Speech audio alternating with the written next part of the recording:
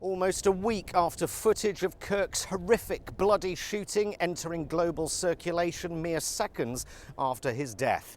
There was no time to grieve or to take a breath, just instant fury, just instant war.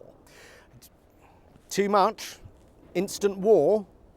Maybe you're right, because for a moment the left and the right did seem united. United in purpose, as we all desperately tried to find out who killed him and why, hoping in our heart of hearts to find some connection to our opposition.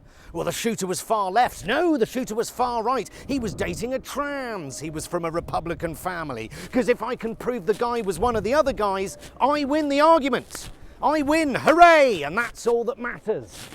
Thousands of barely sentient woke zombies saying things like, well, he was pro-gun, so he was kind of asking for it. No, he wasn't.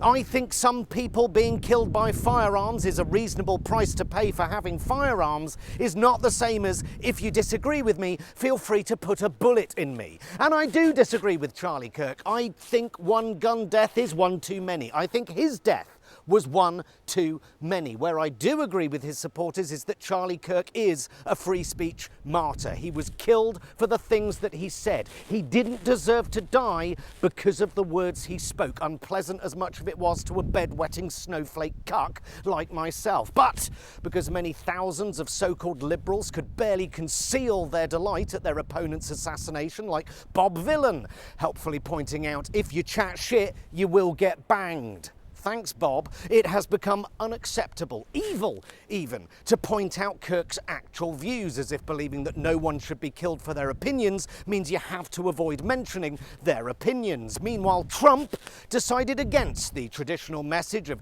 condemning violence, grieving for the dead, and calling for calm and unity. Instead, when asked on Fox News about bringing the country together, the president said he, quote, couldn't care less.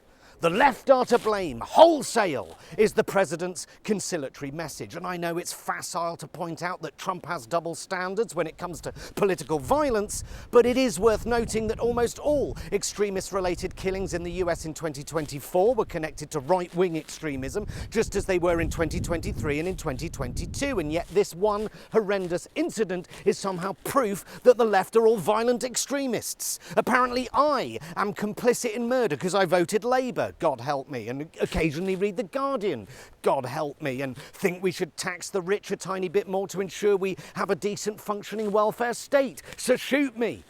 Don't shoot me.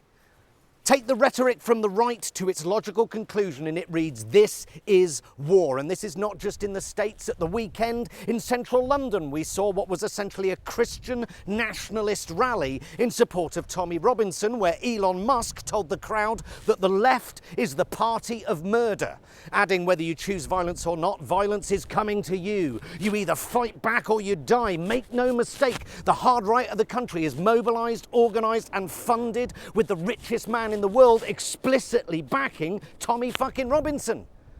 We appear to have entered a new era of political violence, perhaps from both sides, where there is no place for civil discourse and robust argument, but where guns and violence and threats of violence settle the score instead. How the pendulum has swung.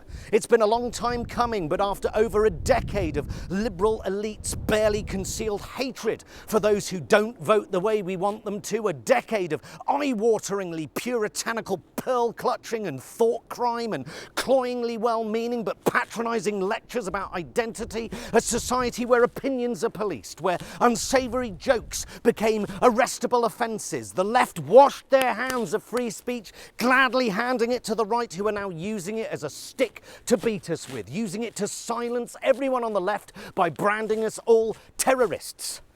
The left have emboldened a right that mops up those left behind and who stray from the very narrow path that is the progressive liberal consensus, poisoning them, blaming all their woes on immigrants, judges, Europe and gender-neutral toilets, fanning the flames of division, and using Charlie Kirk's murder to attack and silence and potentially outlaw any view that is not their own. But both sides are as guilty as the other of eschewing facts for feelings, for denying or debasing or silencing views that they do not agree with. A culture where books are banned and burnt by the left and the right, where both sides have drawn impossible battle lines between what they perceive to be right and wrong, good and evil. This is the culture that made Charlie Kirk, and it is the one that killed him. Weeks since footage of Kirk's horrific, bloody murder.